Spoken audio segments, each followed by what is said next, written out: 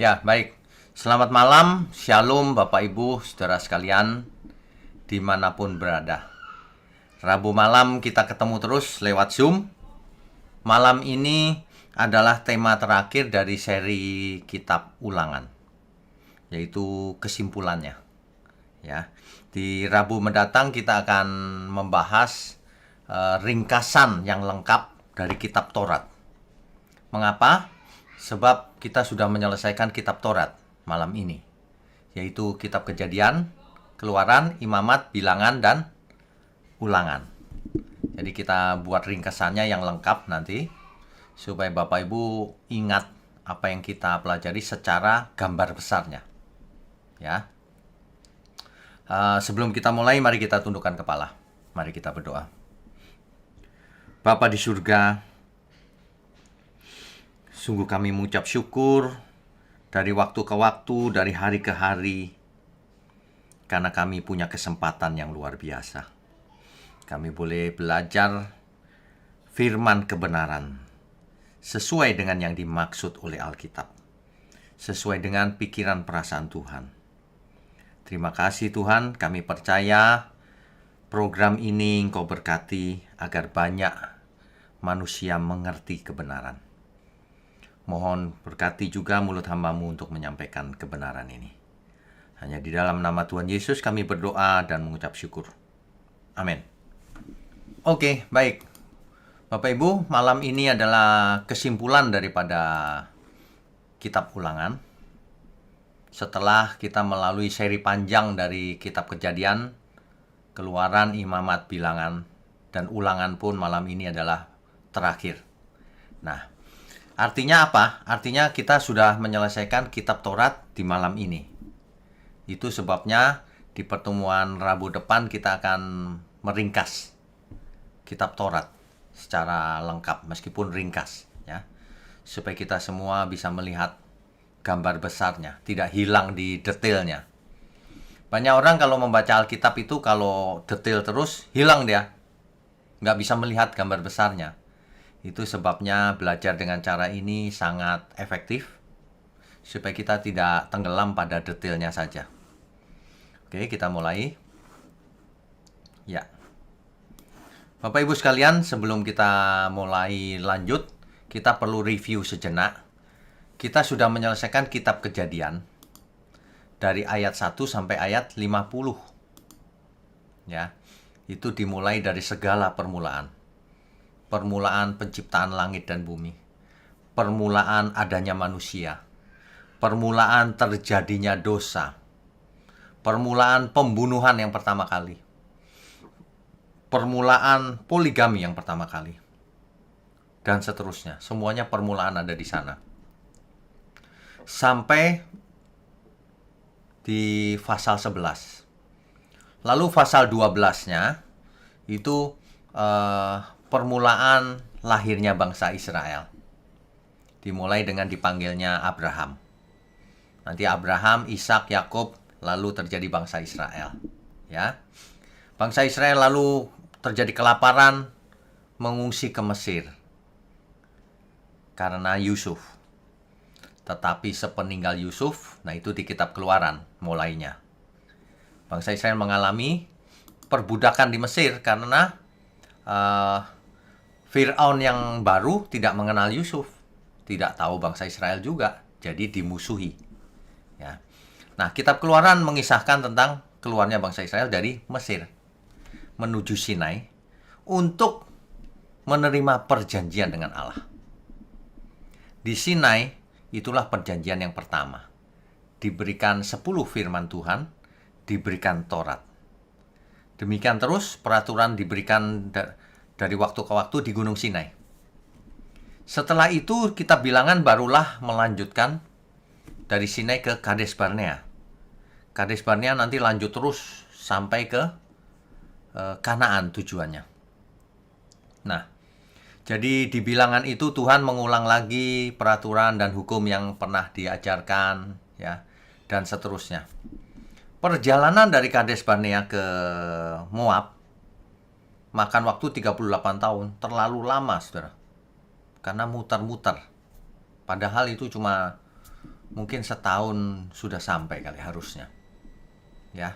Nah, apa yang Tuhan katakan sementara menunggu di tanah perjanjian, itulah bilangan sampai akhir. Nah, kemudian kita selanjut ke kitab Ulangan.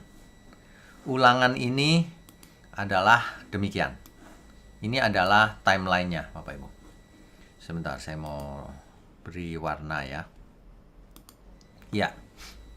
Setelah Yusuf mati, perbudakan di Mesir terjadi, itu dibahas di kitab Ulangan. Ya. Keluar dari Mesir sekitar tahun 1446 sebelum Masehi. Kemudian setahun kemudian sampai di Gunung Sinai, diberikan 10 firman Tuhan di kaki Gunung Sinai. Kemudian selama berkemah di kaki Gunung Sinai, diberikan aturan-aturan Taurat. Itu yang dibahas kitab Imamat. Nah, kitab Bilangan itu adalah sejak dari Sinai sampai Musa mati. Ya. Nah, jaraknya dari keluar dari Mesir sampai Musa mati ini, yaitu sudah di pinggir Kanaan 40 tahun. Begitu ya. Baik, kita lanjutkan.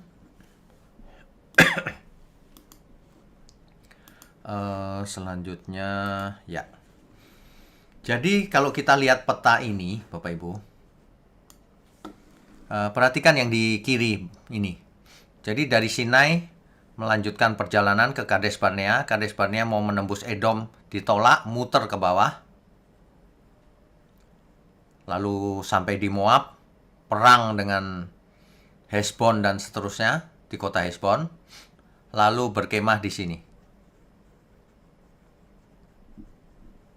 di Arabah, di dataran Moab. Ini dia. Jadi pas di sebelah timurnya Sungai Yordan. Ini Sungai Yordan nih Bapak Ibu. Ini. Jadi bangsa Israel berkemah di sini, di Arabah. Sebelah timurnya Sungai Yordan.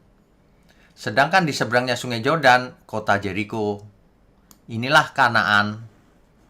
Jadi sebenarnya sudah sampai dekat sekali di perbatasan Kanaan. Ya. Oke, kita lanjutkan. Ya. Nama kitab Ulangan diambil dari terjemahan Septuaginta, yaitu Perjanjian Lama dalam bahasa Yunani. Di Ulangan 17 ayat 18, yaitu tentang kewajiban seorang raja untuk membuat salinan dari hukum itu. Salinan di situ, salinan Taurat maksudnya, ya. Di Septuaginta itu frase salinan dari hukum itu diterjemahkan Deuteronomion. Nah, itu dipakai sebagai nama kitab. Dalam bahasa Inggris dipakai nama kitabnya Deuteronomy, yang artinya hukum kedua. Ya. Tetapi jika menurut praktek tradisional Yahudi, nama kitab itu diambil dari kalimat pembukanya. Nah, kitab Ulangan di kalimat pembukanya adalah Devarim. Devarim itu artinya perkataan atau firman juga boleh, ya. Jadi nama Ibraninya Devarim, kitab Ulangan itu.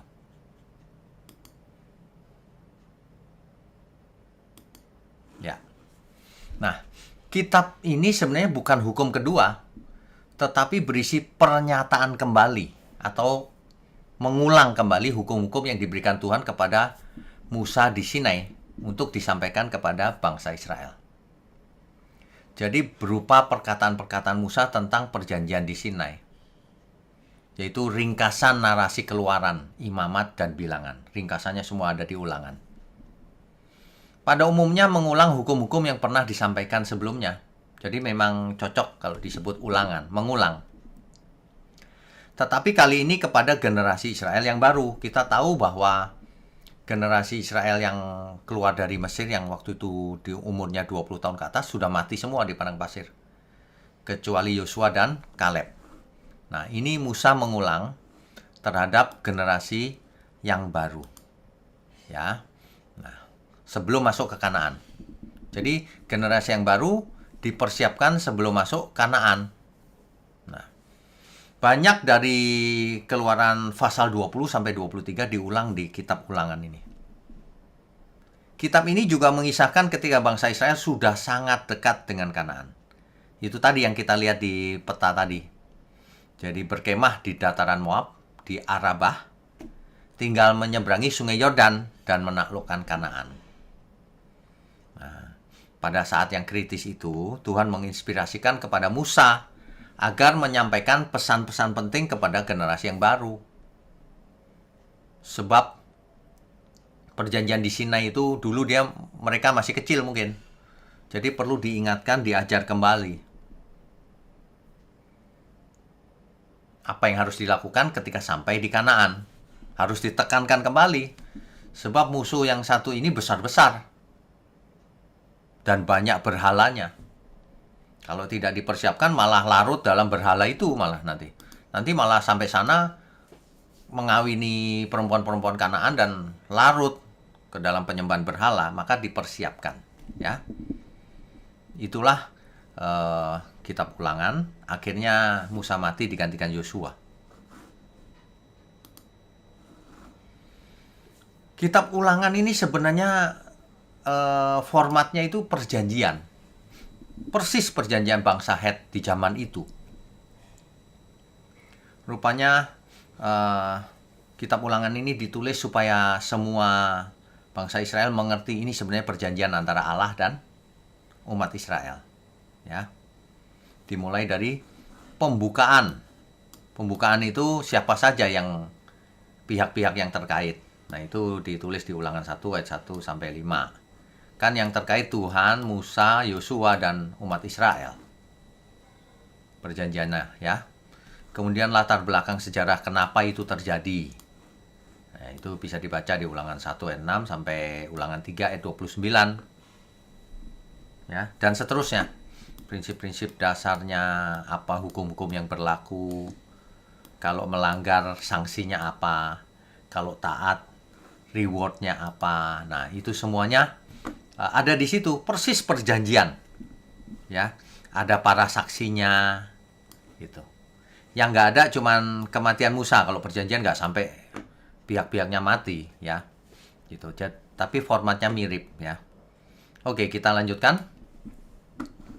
Isi dari kitab Ulangan ini berisi 3 khotbah perpisahan Musa, 3 pesan terakhir Musa sebelum Musa mati, yang disampaikan pada generasi yang baru, ya.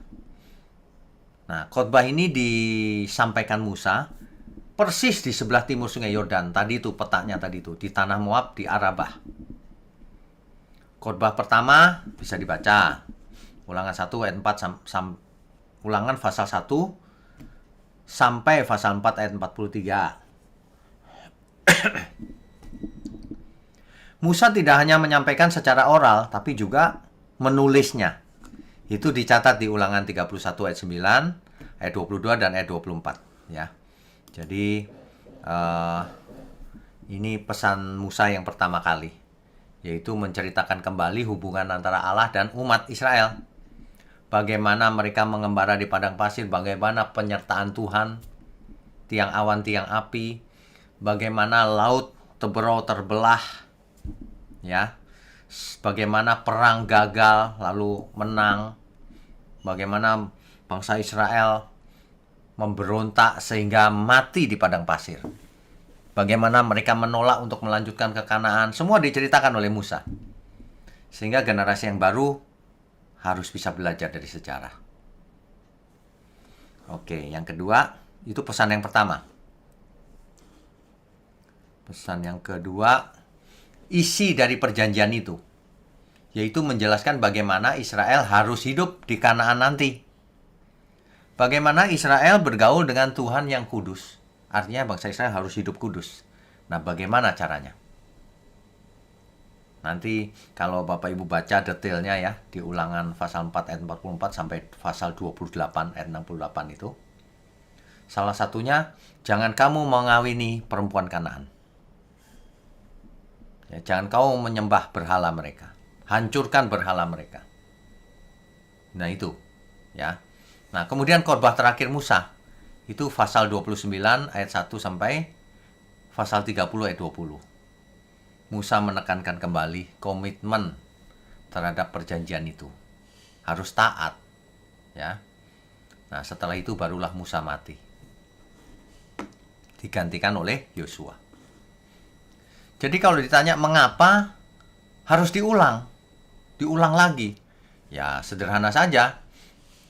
Kitab Ulangan ini kan ditulis 40 tahun setelah Kitab Keluaran. Sehingga seluruh generasi yang keluar dari Mesir, yang disensus di Sinai sudah mati. Kecuali Musa, Yosua, dan Kaleb. Generasi yang baru ini, yang ketika menyeberang Laut Teberau yang terbelah itu dulu masih anak-anak. Jadi mereka perlu diingatkan dan disegarkan dengan perjanjian di Sinai. Di samping itu mereka sudah sampai di sisi timur Sungai Yordan, tinggal menyeberang. Jadi harus bersiap berperang menaklukkan Kanaan. Jadi perlu komitmen yang kuat agar taat kepada apa yang dituntut oleh Tuhan. Ditambah lagi Musa tidak bisa ikut ke Kanaan. Jadi mereka harus dikuatkan. Musa mau memberitahu mereka juga, penggantiku adalah Yosua. Ya. Oke. Catatan penting dari Kitab Keluaran. Tujuan penulisan dari Kitab Keluaran ini adalah mengingatkan generasi baru umat Israel agar akan apa yang telah dilakukan Tuhan bagi umat Israel, agar mereka tidak mengulang kesalahan yang sama seperti generasi sebelumnya, dan taat kepada seluruh perjanjian yang dibuat di sini. Itu tujuannya. Penulisnya siapa? Musa. Kecuali bagian terakhir. Kemungkinan besar ditulis oleh Yosua, penggantinya, meneruskan. Sebab di situ ditulis Musa mati. Nggak mungkin dong Musa mati tapi bisa menulis. Nah, pasti ada yang meneruskan. Ya, kemungkinan besar Yosua yang paling masuk akal. Ditujukan kepada siapa? Kepada seluruh generasi baru umat Israel yang segera akan masuk ke Kanaan. Ya. Tahun penulisannya sekitar 1407 sampai 1406 sebelum Masehi, kira-kira situ. Lokasi peristiwanya ada di mana? Di sebelah timur Sungai Yordan. Arabah di tanah Moab, di perbatasan Kanaan. Ini catatan pentingnya Kitab Ulangan ya. Ya. Ayat-ayat kunci dari Kitab Ulangan ini, contohnya ayat Ulangan 6 ayat 4 sampai 9. Ini penting sekali. Apa itu? Shema Yisrael. Dengarlah hai orang Israel, Tuhan itu, Adonai itu Allah kita, Elohim kita. Adonai itu Esa, satu. Atau terjemahannya bisa begini, Allah kita itu cuma yang Adonai ini. Adonai yang ini gitu, bukan Adonai yang lain, karena banyak dewa kan. Elohim kita itu yang ini, Elohimnya nenek moyang kita, Elohimnya Abraham, Ishak, dan Yakub. Itu perlu ditekankan supaya bangsa Israel hanya mempunyai Tuhan yang satu. Dan selanjutnya, kasihlah Tuhan Allahmu dengan segenap hatimu, dan dengan segenap jiwamu, dan dengan segenap kekuatanmu. Bangsa Israel diperintah untuk mengasihi Tuhan dengan semua yang ada pada dirinya, seluruh hidupnya. Nah, di ayat 7 itu ada yang penting. Haruslah engkau mengajarkannya berulang-ulang kepada anak-anakmu. Artinya apa? Generasi berikutnya harus diajar terus. Harus tahu Elohim kita itu Adonai. Cuma itu, gak ada yang lain. Kamu harus mengasihi dengan segenap yang ada padamu. Dan membicarakannya apabila engkau duduk di rumahmu, apabila engkau sedang dalam perjalanan, apabila engkau berbaring, dan apabila engkau bangun. Apa artinya? Artinya kita harus mengajar anak-anak kita dengan rajin sekali dalam setiap kesempatan. Gak ada kesempatan untuk membuat gosip, apalagi merencanakan kejahatan bagi sesamanya. Anak-anak harus dididik takut akan Tuhan ya, sejak dini. Haruslah juga engkau mengikatkannya sebagai tanda pada tanganmu, dan haruslah itu menjadi lambang di dahimu. Dan haruslah engkau menuliskannya pada tiang pintu rumahmu dan pada pintu gerbangmu. Ingat ini. Inilah yang dibawa sampai kitab Wahyu. Apa yang ada di dahi? Itu ajaran kebenaran. Allah kita cuma satu, Adonai. Kasihi Dia dengan seluruh hidup kita. Heran ya, ada banyak orang tidak belajar Alkitab. Ngotot. Kitab Wahyu kok ada kehubungan dengan kitab Keluaran katanya. Itu yang di dahi itu chip, Pak. Vaksin yang mau disuntik. Zaman sekarang ini banyak orang udah nggak berhikmat, ngomongnya kencang lagi. Bisa-bisanya buat komentar di YouTube saya. Ini pendeta tidak mengerti ini. Wahyu kok ke kitab Keluaran gitu. Aduh, ya sudah, saya diam saja. Ya. Tapi kamu lihat, kamu gak bakalan ngerti kebenaran selamanya. Kalau tidak bertobat.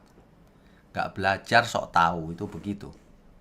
Itu tegar tengkuk tuh namanya. Seperti bangsa Israel. Sudah diajarin gak mau. Ya, kita lanjutkan dulu ya Bapak Ibu. Ayat yang penting lain lagi adalah, sebab itu haruslah kau ketahui bahwa Tuhan Allahmu, Dialah Allah, Allah yang setia, yang memegang perjanjian dan kasih setianya terhadap orang yang kasih kepadanya, terhadap orang yang mengasihi Dia, dan berpegang pada perintahnya, sampai kepada beribu-ribu keturunan. Artinya turun-temurun. Ya. Nah, tetapi ini bahaya ini. Tetapi terhadap diri setiap orang dari mereka yang membenci Dia, Ia melakukan pembalasan dengan membinasakan orang itu. Ia tidak bertangguh terhadap orang yang membenci Dia. Ia langsung mengadakan pembalasan terhadap orang itu. Manusia, kalau berani menentang Tuhan, itu manusia bodoh namanya. Dengan apa kita melawan? Mau kita ciptaan. Ya. Ini sudah dijelaskan di ayat-ayat kunci ini. Kalau masih nggak mengerti juga ya pantas binasa memang. Bebal namanya. Ya. Tuhan itu tidak menginginkan seorang pun binasa. Makanya Tuhan sangat fair memberitahu aturannya. Memberitahu hukumnya. Memberitahu bahwa apa yang kita tabur kita tuai. Taat diberkati, tidak taat dikutuk. Ya. Ingat, berkat jangan pikirannya duit melulu. Diberkati itu maksudnya Tuhan berkenan. Ya. Oke, berikutnya. Ya. Kitab Ulangan ini menarik dan unik. Mengapa? Paling banyak dikutip di Perjanjian Baru. Minimal ada 80 kutipan. Banyak sekali loh, tapi banyak orang tidak menyadari hal itu. Kitab Ulangan bahkan mencatat 10 firman Tuhan, bukan? Menarik, unik. Tidak salah juga kalau ada yang mengatakan bahwa kitab Ulangan ini adalah detak jantungnya Perjanjian Lama. Seluruh Perjanjian Lama itu intinya ada di kitab Ulangan. Shema Yisrael kan kitab Ulangan. Ya. Nah, para nabi juga mengutamakan kitab Ulangan ini. Bahkan berisi hukum yang terutama, kitab Ulangan ya. Di situ Musa naik ke Gunung Nebo lalu melihat Kanaan dari jauh. Di kitab Ulangan juga. Ya. Nah, berikutnya ya. Uniknya ketika Tuhan Yesus dicobai melawan iblis di Matius 4 ayat 1 sampai 11. Tuhan menggunakan kitab Ulangan untuk melawan iblis. Iblis berkata begini, jika engkau anak Allah, perintahkanlah supaya batu-batu ini menjadi roti. Matius 4 ayat 3. Dijawab oleh Tuhan Yesus Matius 4 ayat 4. Tetapi Yesus menjawab, ada tertulis manusia hidup bukan dari roti saja, tetapi dari setiap firman yang keluar dari mulut Allah.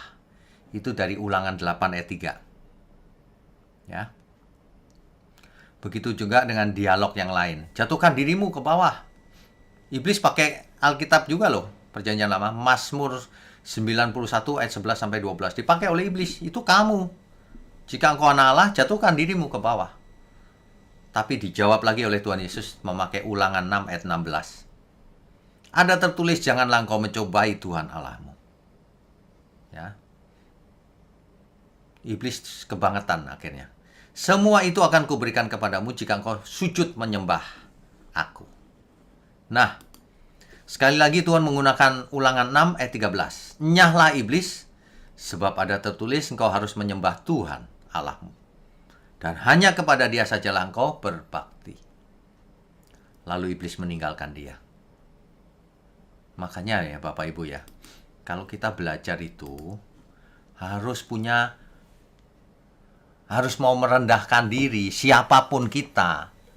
Jangan mentang-mentang udah jadi bos di mana-mana terus sombong. Jangan mentang-mentang gelarnya banyak sombong.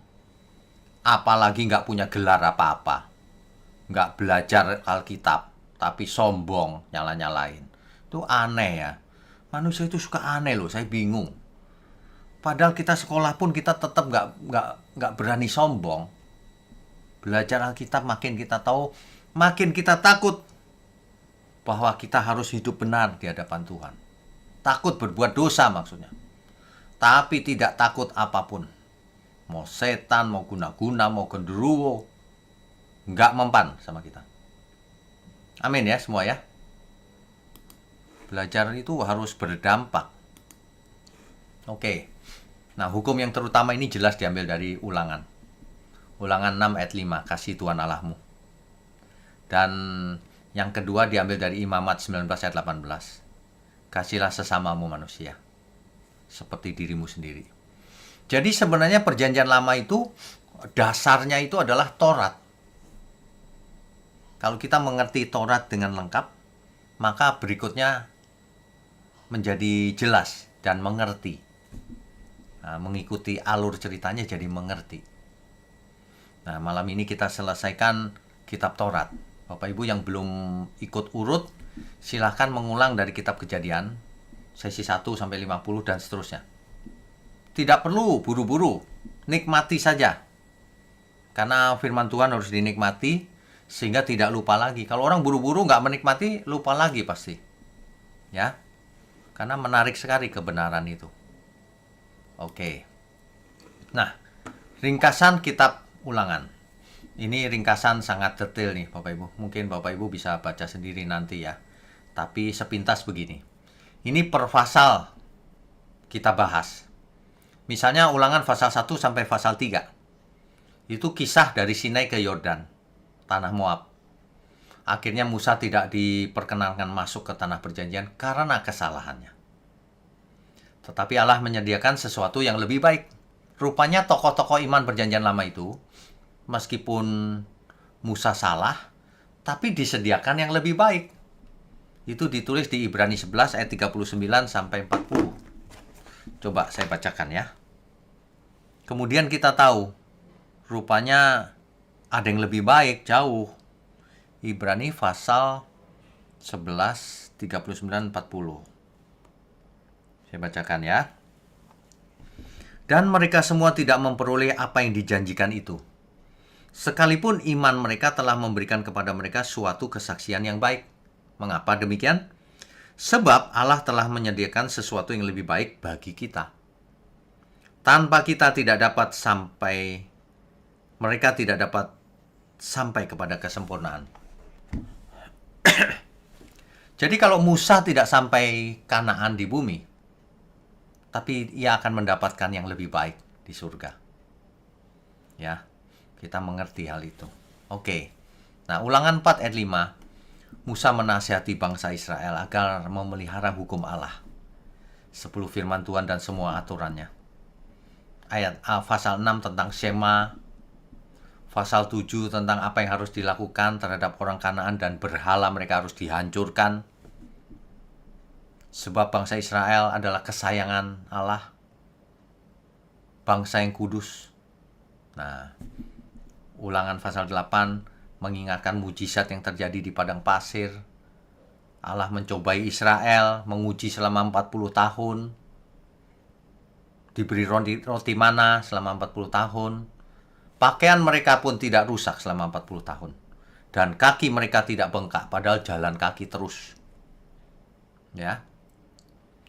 Ulangan 9, peringatan bagi Israel akan pemberontakan dan tegar tengkuknya mereka itu. Ini ringkasan-ringkasan nih, per pasal Bapak Ibu. Ulangan 11 mengisahkan kalau taat diberkati, kalau tidak taat dikutuk. Ulangan pasal 12 sampai pasal 15 yaitu berbagai perintah Tuhan tentang haram dan halal, persembahan, tahun sabat, perbudakan, buah-buah sulung, dan sebagainya. Bisa dibaca sendiri. Ulangan 16 tentang 3 hari raya. Ulangan 17, nubuatan tentang adanya raja bagi Israel. Sudah dinubuatkan di ulangan 17. Ulangan 18, nubuatan tentang akan datangnya seorang nabi. Kita sudah bahas di sesi yang lalu. 19 tentang kota perlindungan, pasal 20 tentang hukum tentang perang, pasal 21 sampai 26 tentang berbagai hukum. Untuk detailnya bisa dibaca sendiri ya. Pasal 27 tentang perkataan Taurat dan 12 ucapan kutuk. Nah, macam-macam ya. Jadi ringkasannya begitu. Pasal 28 bahkan dinubuatkan bahwa suatu hari terjadi diaspora. Apa itu diaspora? Tercerai-berai Israel. Ini sudah dinubuatkan sejak kitab Ulangan. Akan tercerai-berai. Akan mengalami pembuangan ke Asyur, ke Babel suatu hari ya. Nah, Ulangan pasal 29 sampai 30 itu pesan terakhir dari Musa. Musa memperingatkan, jika kau tidak mendengarkan suara Tuhan, maka Tuhan akan, jika engkau mendengarkan suara Tuhan, maka Tuhan akan menganugerahkan hidup yang berlimpah. Sebaliknya jika tidak, maka akan berakhir dengan kematian dan kehancuran. Ulangan 31, Yosua menggantikan Musa. Ulangan 32, nyanyian Musa, nasihat Musa terakhir. Ulangan 33, Musa memberkati Israel. Dan ditutup ulangan 34, Musa mati akhirnya. Digantikan Yosua. Itu adalah ringkasan kitab Ulangan. Nah, kesimpulannya sekarang. Kesimpulan kitab Ulangan apa ya? Ya. Ada beberapa poin, 4 poin saja. 4 poin besar tapi. Ya. Apa yang Tuhan, jadi Ulangan pasal 1 ayat 1 sampai Ulangan pasal 4 ayat 43, di situ ditulis tentang apa yang Tuhan telah kerjakan. Itulah pesan Musa yang pertama, yaitu Musa mengulang apa yang telah dilakukan Tuhan atas bangsa Israel sejak keluar dari Mesir sampai ke Moab. Ini kan di pinggir sungai Yordan, Moab ya. Begitu. Nah, berikutnya Ulangan pasal 4 ayat 44 sampai 28 ayat 68. Di situ dijelaskan prinsip-prinsip tentang hidup kudus. Sebab bangsa Israel harus hidup kudus. Sebab Allah kita, Tuhan itu kudus. Di situ dijelaskan prinsip hidup kudus. Itulah pesan Musa yang kedua, berisi 10 firman Tuhan, berisi bagaimana mengasihi Tuhan Allah, ya, bagaimana hukum ibadah yang benar, bagaimana cara memerintah bangsa, bagaimana hukum relasi antar manusia, ya, hukum sosial, kemudian akibat ketaatan dengan ketidaktaatan, semuanya dibahas di pesannya Musa yang kedua itu. Jadi mendengar suara Tuhan atau taat membawa berkat bagi Israel. Dan sebaliknya memberontak membawa kutuk kematian. Nah, pesan Musa yang ketiga, panggilan untuk berkomitmen kepada Tuhan. Sebelum Musa mati, Musa memanggil semua, ayo, kau harus komit sama Tuhan. Jangan mengulang kesalahan yang sama. Begitu ya. Dan yang terakhir kesimpulannya adalah perubahan kepemimpinan. Yaitu hari-hari akhir Musa itu, dan Musa yang pernah berbuat salah, tetapi ia sosok yang luar biasa. Akhirnya ia mati di puncak gunung Nebo. Ya, itulah kesimpulan dari kitab Ulangan. Meskipun Musa pernah buat salah, tetapi kitab Ibrani mencatat bahwa Allah menyediakan yang lebih baik. Bukan Kanaan di bumi, Kanaan di surga. Langit baru, bumi baru. Begitu ya Bapak Ibu ya. Pertemuan kita Rabu depan, kita akan membahas ringkasan kitab Taurat. Mengapa kita perlu membahas ini? Karena kita sudah menyelesaikan 5 kitab pertama di Alkitab kita. Nah, itu adalah kitab Taurat. Nah, ringkasan besarnya seperti apa? Supaya Bapak Ibu Saudara sekalian masih ingat, oh garis besarnya begitu. Karena kita sudah habiskan waktu berapa tahun ini ya, sejak kitab Kejadian. Jadi perlu diulang tapi secara singkat. Tapi harus lengkap. Ya. Oke, Bapak Ibu sekalian. Jadi itulah yang akan kita bahas di Rabu depan, ringkasan kitab Taurat. Tapi malam ini kita sudah selesaikan kitab Ulangan. Ya, kitab Ulangan seperti kita tahu berakhir dengan kematian Musa dan diganti oleh Yosua. Lokasinya ada di pinggir sungai Yordan, di sebelah timurnya. Dan tinggal menyeberang. Di seberang sungai Yordan ada kota Yeriko. Sudah masuk wilayah Kanaan. Nah, untuk itulah maka seluruh generasi dikumpulkan oleh Musa, diceritakan kembali dulu nenek moyangmu begini. Mereka mati. Kamu sekarang jangan lagi ya. Kamu harus hidup kudus. Ya, jangan mengulang kesalahan yang sama. Jangan memberontak. Supaya engkau hidup diberkati. Supaya engkau masuk ke Kanaan dan hidup berlimpah di sana. Negeri yang penuh susu dan madunya. Begitu. Ya, sebelum Musa mati itu pesan terakhirnya begitu. Itu kitab Ulangan. Nah, jadi kitab Ulangan berakhir di sebelah timur Sungai Yordan. Berikutnya nanti setelah kita bahas ringkasan seluruh kitab Taurat, kita akan lanjutkan perjalanan itu.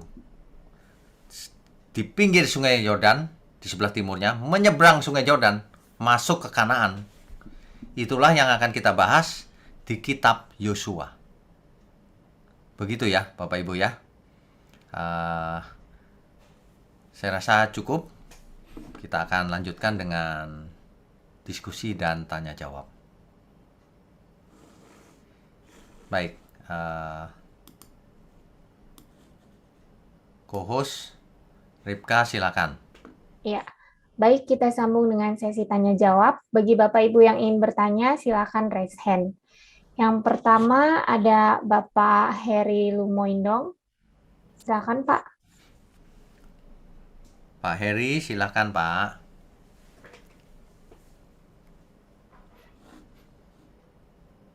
Ya Pak, yuk. Oke, selamat malam Pak Wignyo. Selamat malam. Terima kasih kesempatan yang indah ini.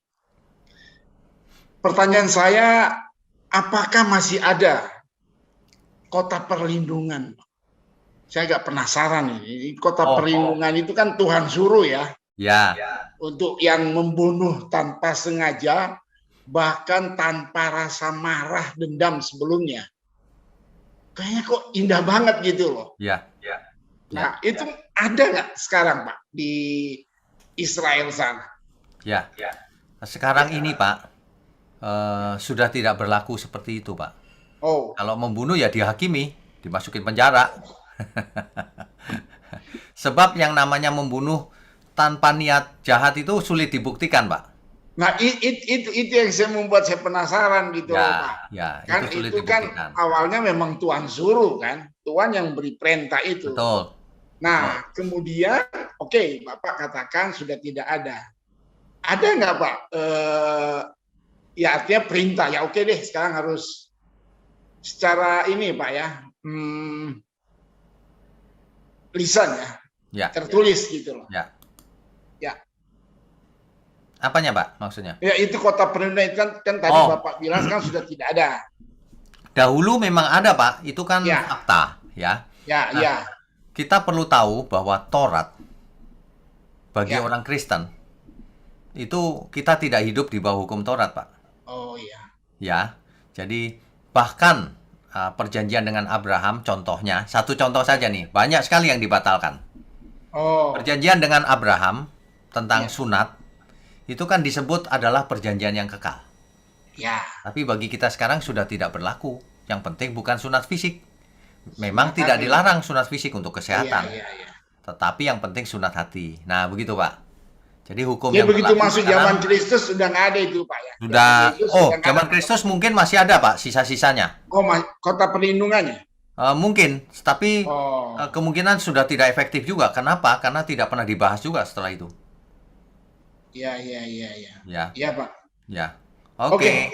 Terima kasih Pak. Tuhan berkati. Sama-sama. Ya, berikutnya. Oke. Baik, selanjutnya Bapak Joko Siswanto, silakan Pak. Pak Joko, silakan. Salam Pak, Shalom. terima kasih. Selamat malam nih. Selamat malam. Eh, saya mau nanya Pak. Ya, Eh, silakan. adakah ini mungkin tipe atau cara metode yang terbaik ya?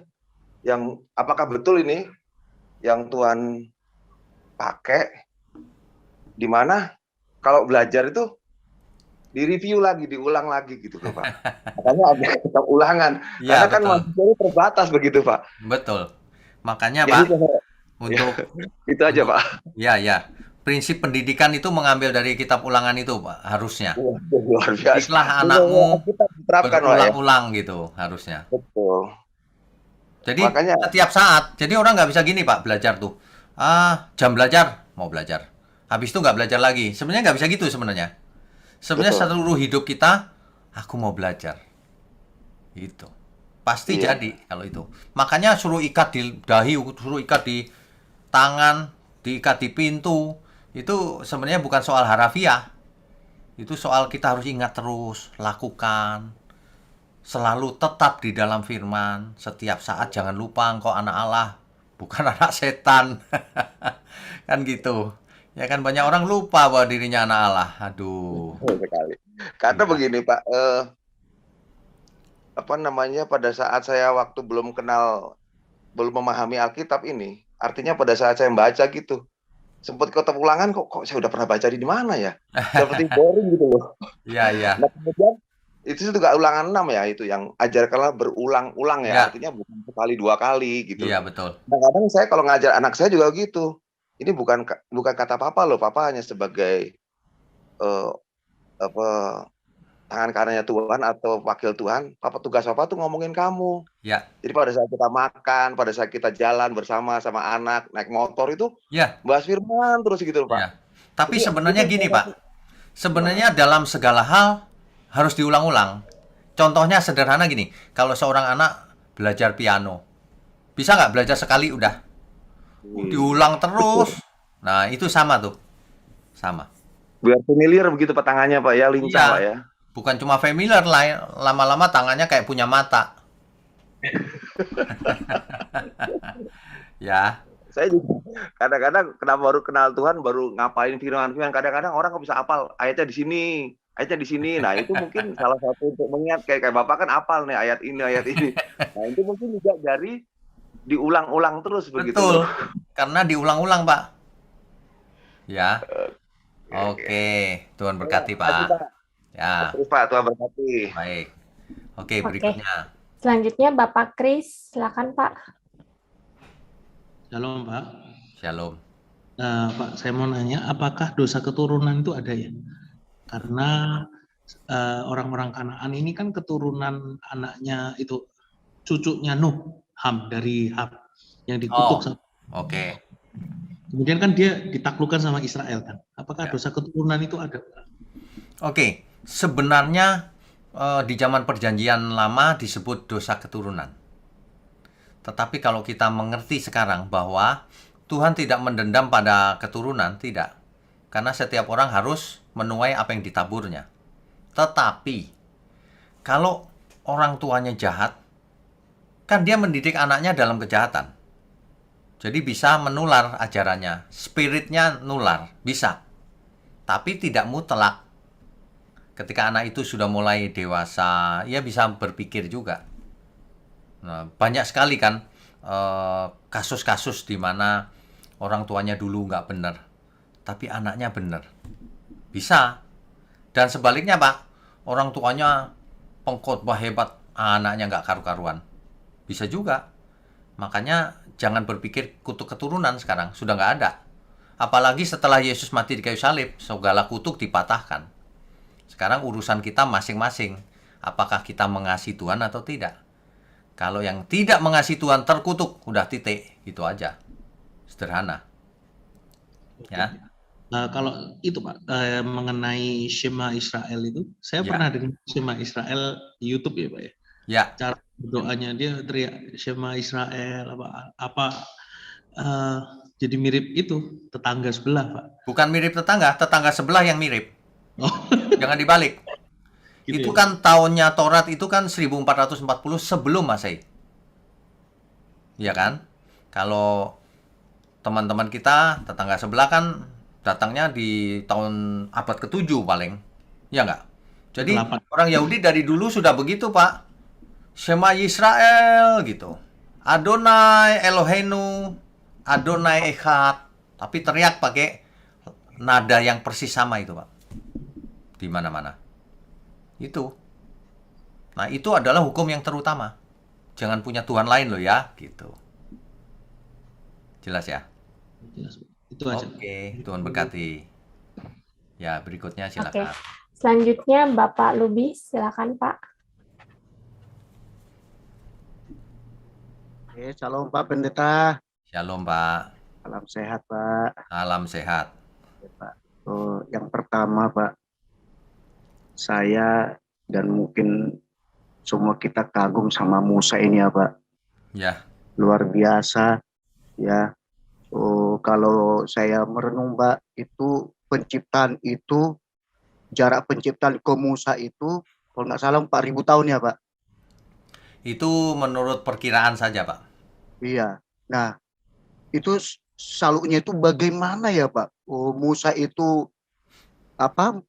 mencatat menuliskan kejadian itu detail, bahkan ilmu pengetahuan pun ya mengambil sebagai literasi, dan juga agama-agama lain Pak. Apakah Tuhan itu langsung ya kan berbicara ke Musa, itu dituliskan Musa ya kan, atau bagaimana Pak? Kan idealnya kan sebenarnya yang menulis itu kan Adam Pak ya Pak, karena Ya. Adam yang mengalami pada saat itu. Tapi ini kok malah Musa, luar biasa, dan itu detail dan banyak itu menjadi acuan atau semacam kepustakaan daripada agama-agama lain Pak. Itu yang Ya. pertama Pak.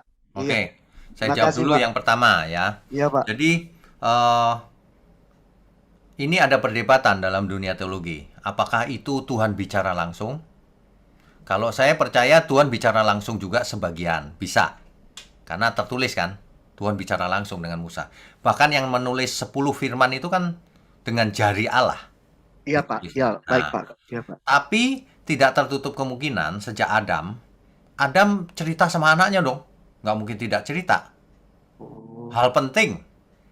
Dia jatuh dalam dosa, dia cerita ke anaknya. Pasti itu turun-temurun. Estafet ya Pak. Estafet. Sampai akhirnya ditulis. Tapi tentu saja tidak semua. Ada yang Tuhan bicara langsung.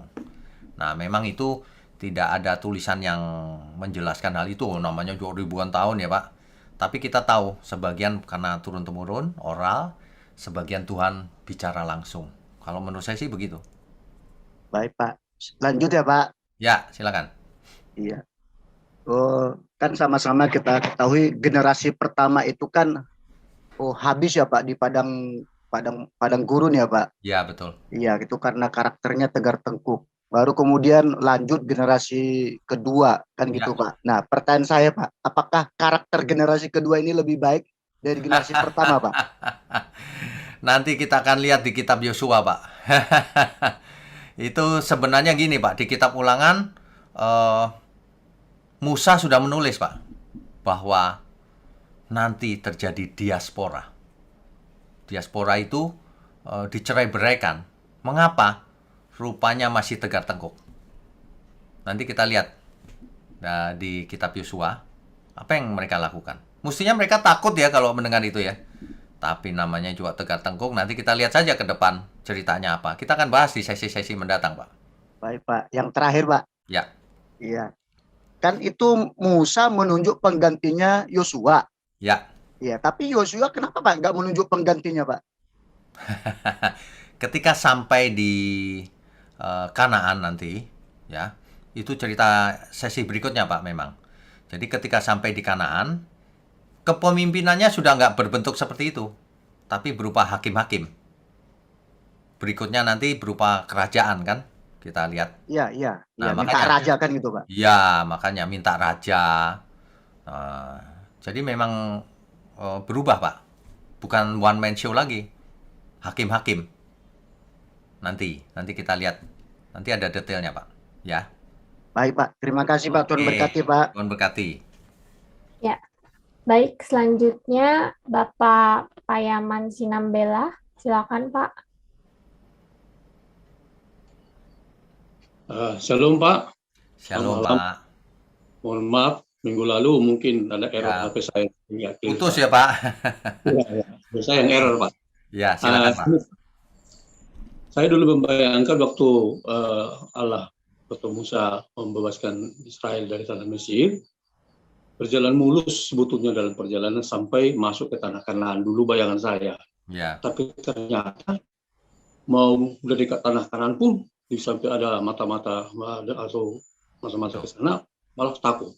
Betul. Kira-kira kenapa sampai Tuhan, artinya kalau udah dijanjikan kepada Abraham tanah perjanjian Kanaan ke keturunannya, kenapa tidak mulus, Pak, ya?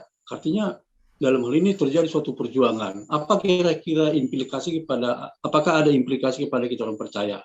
Ya. Kemudian waktu Tuhan Allah menjanjikan kepada Abraham setelah keluar dari Ur Kasdim, ada tanah yang kujanjikan kepada engkau. Apakah itu juga tanah Kanaan yang itu juga atau bagaimana? Makasih, Pak. Ya. Saya jawab yang Abraham itu tanah itu juga. Karena janji kepada Abraham akhirnya jelas, Pak, akan kuberikan tanah itu kepada keturunanmu, negeri yang penuh susu dan madunya. Nah, itu Kanaan yang dimaksud, ya. Itu yang kedua saya jawab dulu tuh. Nah, yang pertama, waduh, minta maaf, Pak. Pertama apa tadi ya pertanyaannya? Apakah tanah mana yang dijanjikan oleh Tuhan kepada Abraham waktu dia disuruh Tidak mulus. Oh iya ya, ingat saya. Jadi begini, Pak. Saya percaya itu Tuhan sengaja juga, Pak. Kalau segalanya mulus, padahal karakternya tegar tengkuk. Malah rusak, Pak. Jadi kita pun hari ini, hidup kita mungkin tidak mulus, Pak. Penuh dengan rintangan, persoalan. Memang itulah hidup. Supaya iman kita itu matang. Kalau kita nggak pernah menderita, nggak pernah ngalamin persoalan, nggak matang, Pak, karakternya. Manja nanti. Jadi bahkan iman yang paling tinggi itu adalah kalau kita menyerah pada kehendak Tuhan. Terserah deh Tuhan, terserah kehendakmu. Gitu. Rasul Paulus mengalami duri dalam daging, nggak disembuhkan oleh Tuhan. Mengapa? Nanti kau sombong. Nah, Tuhan sebenarnya mau melindungi kita juga. Ketika Tuhan menghajar kita dengan cobaan-cobaan, itu tujuannya baik. Supaya kita timbul sebagai emas, seperti Ayub misalnya. Nah, tapi kalau umat perjanjian baru, supaya menjadi anak-anak Allah. Di kitab Ibrani dicatat bahwa ia menghajar anak yang dikasihinya. Orang yang dikasihinya sebagai anak. Kalau tidak dihajar, berarti engkau anak gampangan. Gitu. Jadi memang kita harus mengalami persoalan. Ya, makasih, Pak. Ya, Tuhan berkati, Pak. Berikutnya Baik. ya. Selanjutnya Nyonya Santi Berliana, silakan Bu. Silakan Ibu.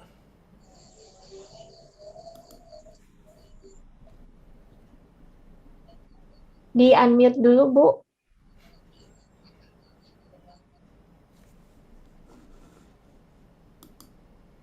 Bu, saya bantu. Diklik aja, Bu. Loh, Ya. nah, Selamat malam, Pak. Selamat malam. Ya, begini, Pak. Ternyata banyak juga orang yang nggak suka kebenaran. Hmm. Iya. Saya kan baru pertama kali menemukan khotbahnya Pak Witna, saya memang langsung tertarik. Jadi beberapa kali saya dengarin, oh ini bagus juga untuk bertobat, ini dipakai di hari-hari tua seperti ini. Jadi saya mau kirim ke teman-teman saya. Iya. Banyak juga yang terima, tapi ada juga yang ini kirim beberapa kali, 4 kali, langsung nama saya diblokir. Iya Pak, sungguh. Lucu ya, Bu ya. Lucu. Orang kasih kebenaran malah diblokir. Iya, diblokir adik saya sendiri juga, saudara Ya, saya sendiri, adik kandung, ya. diblokir. Nah, ada apa ini? Ada yang memutus hubungan? Ya udah. Nah, jadi saya pergi ke rumah anak saya. Kenapa kamu blokir nama saya? Tidak, katanya. Iya, kau blokir. Ya, ya sudah, saya nggak perpanjang. Terus saya pulang. Malamnya aku kirim lagi. Nah, terus dia bilang begini, maaf ya, nggak usah dikirim-kirim tuh, kami sudah mantap sama pendeta si B, katanya. Dia sudah ini bagi kami, karena dia sudah diurapi Tuhan gitu. Oh ya, ya nggak apa-apa, Bu. Iya, Ya. udah diurapi Tuhan dia, jadi udah mantap, karena yang subscribe dia juga banyak, setiap dia khotbah ada 20.000. Kalau ini mah belum ada katanya. Jadi saya nggak tahu menau, tapi maksud saya begini, bagaimana Pak hati orang seperti ini gitu, langsung Ya. menolak mentah-mentah kebenaran. Tuh, Ya, oke Bu, mengerti. ya. Jadi memang begini Bu, di dunia ini memang begini. Kita membagi kebenaran ditolak tanpa alasan. Bahkan ada yang mengatai kita sesat. Belum mendengar sudah bilang sesat. Itu terjadi Bu di mana-mana. Jadi kita jangan terpengaruh juga Bu, nggak usah terganggu juga. Kalau dia merasa dia sudah punya mendengar firman yang benar dengan pendeta A, ya nggak apa-apa juga asal itu benar. Tapi kalau itu nggak benar ya dia rugi sendiri juga. Semuanya sebab akibat Bu. Kalau kita menolak kebenaran ya dia nggak dapat kebenaran. Gitu. Kecuali kalau dia bilang ini salah, salahnya di sini, nah bisa dibahas. Tapi kalau dengar aja nggak mau ya itu hak dia juga. Itu kehendak bebas namanya Bu. Ibu, Iya. Ibu rajin saja bagi-bagi, tugasnya itu saja. Kalau orang nggak mau ya nggak apa-apa sih. Ini Pak, udah ada yang malah putus hubungan sama saya. Aduh, kok sampai putus hubungan ya orang cuma Diputus Pak. cuma Gimana saya dikirimin bilang, ngeri aja. sekali kok aku diputus begini. Ya, Diputus. ya sudah Ibu diam saja. Yang penting Ibu Nah, itu berusaha dia. dengan hati tulus, ingin menyenangkan Tuhan, gitu aja udah. Ya, Ya sudah. saya pikir agak aneh sih kalau memutus hubungan segala. Cuma Iya. dikirimin aja ya nggak usah didengar kalau nggak mau kan Ya gitu aja diputus ya. masih. Dia nih diblokir langsung. Aduh, sayang sekali ya. Ya Jadi, sudah, Ibu diam saja. Jadi yang saya tanya gini Pak Witno, seperti apalah Bapak pendeta yang udah diurapin Tuhan itu? Oke, baik. Pendeta yang diurapi Tuhan atau siapapun yang diurapi Tuhan itu bicara dari mulutnya itu pasti kebenaran. Perbuatannya pasti kebenaran. Nggak mungkin dia menyatakan sesuatu tidak sesuai Alkitab, itu pasti tidak diurapi Tuhan. Harus sesuai Alkitab. Yang kedua, perbuatannya harus mencerminkan apa yang dia ucapkan. Kalau yang diucapkan cuman teori tapi nggak pernah diperbuat ya bukan diurapi Tuhan namanya. Kalau soal salah ngomong atau salah nggak sengaja sedikit ya masih wajar. Tapi kalau ngajar sesuatu korbannya salah dan sebagainya nggak diurapi Tuhan itu Bu. Tuhan tidak berkenan. Gitu ya. Ya, Ibu. terima kasih Pak Witno. Ya, Tuhan berkati Ibu ya. Nih. Oke, baik. Baik. Selanjutnya ada Ibu Junita, silakan Bu. Bu Junita, silakan. Shalom Pak Wigno. Shalom. Ya, Pak Wigno, saya mau menanyakan yang di Ulangan 34 ayat 9, dan Yosua bin Nun penuh dengan roh kebijaksanaan, sebab Musa telah meletakkan tangannya ke atasnya. Yang saya tanyakan, ketika Musa itu meletakkan tangannya ke atas Yosua itu kan, apakah itu ada transfer spirit ya Pak?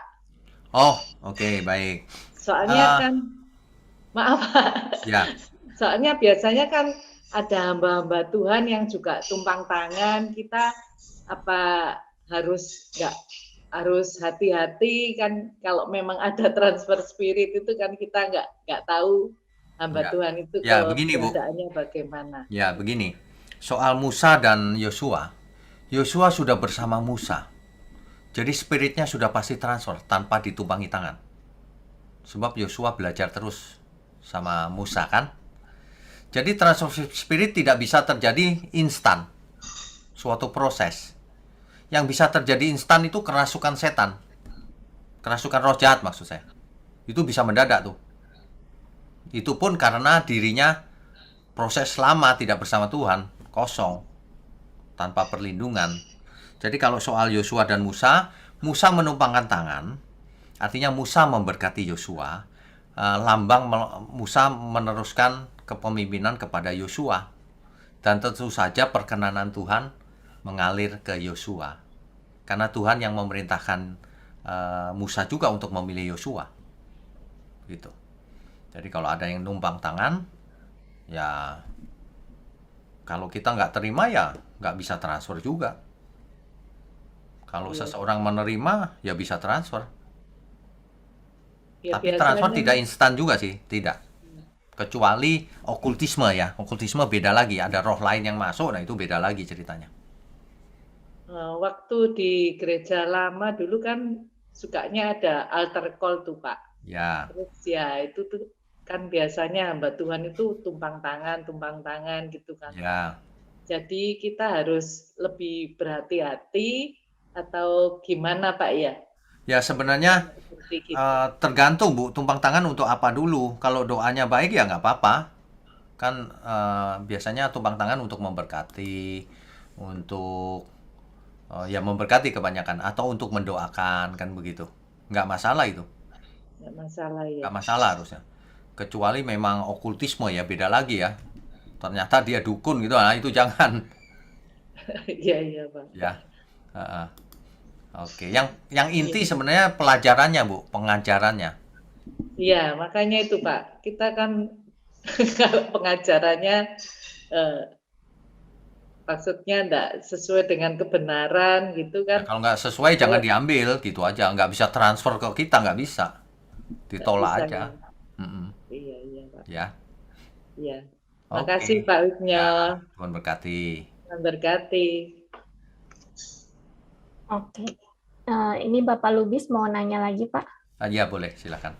Ya, silakan Pak Lubis. Boleh Pak Pendeta? Ya, Boleh. karena silakan. saya lihat jam saya baru jam 8 Pak. Boleh Pak, silakan Pak. Iya, iya. Ini Pak, ini kan kadang risih juga telinga mendengarkannya. Ya ada beberapa yang menuduh bahwa Alkitab kita itu katanya sudah nggak asli lah, ya sudah dipalsukan lah. Tapi ketika kita tanya mana yang asli kalau begitu, ya nggak bisa juga menunjukkan. Nah, maksud saya, apakah karena ini Pak? Apakah karena dari kan Taurat itu kan memang seizin Tuhan, terus masuk perjanjian baru kan ada yang dibatalkan, ada yang disempurnakan, ada yang digenapi kan kira-kira gitu Pak. Ya. Nah, apakah dasar mereka Alkitab kita itu sudah tidak asli gara-gara itu Pak? Kira-kira. Kalau itu saya tidak tahu Pak alasannya bilang tidak asli itu apa. Kan banyak orang menuduh tanpa alasan sama sekali. Banyak itu. Menuduh Alkitab sudah dirubah-rubah. Buktinya mana? Nggak ada. Ya pokoknya gitu gitu ya. Kalau pokoknya nggak usah dianggap, Pak. Biarin aja lah mau Iya, bicara iya, apapun. iya. Maksud saya siapa tahu Pak, ketika kita mendapat pengajar ini dari Pak Pendeta, kan kita mendapatkan ada progres dari Taurat ke Perjanjian Baru, kan kira-kira Betul, gitu Pak. betul. Nah, saya merenung-renung Pak, apakah gara-gara itu ya sehingga mereka menuduh-nuduh bahwa Alkitab kita itu sudah dipalsukan? Iya. Enggak sih. Tapi kalau begitu ya saya pikir ya itu kan berarti karena mereka nggak paham saja, kan Iya. kira-kira gitu Pak. Ya, soal itu Pak, soal Alkitab itu saya bahas berseri Pak. Serinya itu namanya Ineransi Alkitab. Nah, di situ saya bahas bahwa Alkitab kita itu asli. Buktinya apa? Nah, saya pakai bukti. Bukan asal ngomong. Bukan pokoknya. Kalau pokoknya ya percuma ngomong begitu. Buktinya mari kita lihat. Gitu Pak. Ya baik Itu Pak. ada baik. serinya, Ineransi Iya, Alkitab. Iya, Ya. Pak. Makasih banyak Pak. Tuhan Oke, berkati Pak. baik. Tuhan berkati. Ya, baik. Selanjutnya Bapak Teteng Ade, silakan Pak. Ya, selamat malam. Selamat malam Pak Teteng. Terima kasih atas renungannya. Ya Pak, silakan Pak. Pak, ini saya mau nanya Pak, di dalam keluaran kitab Keluaran 20 ayat 4 kan Tuhan melarang untuk membuat patung ya. Ya. Yang menyerupai apapun juga untuk disembah. Ya. Terus ada satu kejadian di Bilangan 21 ayat 8 di mana pada saat itu bangsa Israel kan dipatok ular tertentu Pak. Ya. Suruh membuat patung ular gitu tuh. Ya, Nehustan. Ya. Itu yang jadi pertanyaan saya itu sepertinya ada kontradiksi gitu Pak. Tidak. Jadi begini. Itu adalah sarana Tuhan supaya orang yang percaya melihat itu. Itu perintah Tuhan. Ya. Nah, tetapi di kemudian hari Nehustan itu, tongkat yang ada ularnya itu, patung itu dihancurkan, Pak. Kenapa? Karena mulai disembah oleh Israel. Jadi berhala dihancurkan, disuruh hancurkan oleh Tuhan. Begitu. Nah, jadi hukum itu mesti dimengerti bahwa kita tidak boleh punya berhala apapun. Kalau disuruh Tuhan seperti itu ada maksudnya. Di Perjanjian Baru disebut, kamu harus meninggikan anak manusia, Tuhan Yesus maksudnya, seperti Musa meninggikan tongkat ular itu. Nah, jadi rupanya cuma dipakai sebagai kiasan. Bukan dipakai selamanya, bahkan harus dihancurkan itu, gitu. Gitu, ya, Pak. Pak Witnya. Ya. Begitu ya, Pak Teteng? Ya, Pak. Makasih, Pak. Oke, Tuhan berkati. Menarik ya belajar seperti ini. Luar biasa. Oke, Bapak Ibu sekalian. Sebelum kita sudahi pertemuan kita, mari kita berdoa. Mari kita tundukkan kepala. Bapa di surga, firman-Mu sungguh luar biasa. Kami semua diberkati. Terima kasih Tuhan. Sehingga kami boleh belajar, melatih seumur hidup kami untuk taat, untuk mengasihi Tuhan dengan semua yang ada pada kami. Sehingga kami boleh menyenangkan hati Tuhan dalam segala hal, kapanpun dan dimanapun. Terima kasih Bapak berkati gerejamu di tempat ini. Bapak berkati program ini sampai selamanya Tuhan ingin. Tuhan berkati semua yang hadir, yang mendukung pekerjaanmu ini. Bapa di surga, mohon berkat untuk kami semua. Berkati kami dengan kesehatan dan umur panjang. Agar kami boleh belajar menyempurnakan diri sesuai kehendak Tuhan. Terima kasih Bapa, hanya di dalam nama Tuhan Yesus kami berdoa dan mengucap syukur. Haleluya. Saudara sekalian, bicara soal kebenaran, setiap orang merasa benar. Makanya semua kecap di nomor satu kan. Ada orang yang mengatakan saya paling benar, ini paling benar, itu paling benar. Mana sebenarnya yang paling benar? Oleh sebab itu, hadiri seminar 7 natur kebenaran dan aplikasinya. Seminar ini wajib dihadiri oleh para teolog, apologet, pengkhotbah, bahkan oleh para jemaat sendiri. agar kita bisa membedakan manakah yang benar, manakah yang salah. Inilah alat uji kebenaran yang sangat objektif dan alkitabiah. Pastikan saudara ikut dan ajak seluruh saudara dan sahabat-sahabat. Bapak-bapak dan ibu-ibu yang terkasih dimanapun berada, yuk kita belajar pelajaran Alkitab bersama secara online setiap hari Rabu jam 7 malam bersama pendeta Bapak Wignio Tanto secara online, bisa melalui Zoom. Tetapi kita harus mendaftarkan dulu ke nomor berikut ini. Selamat bergabung dan Tuhan Yesus memberkati.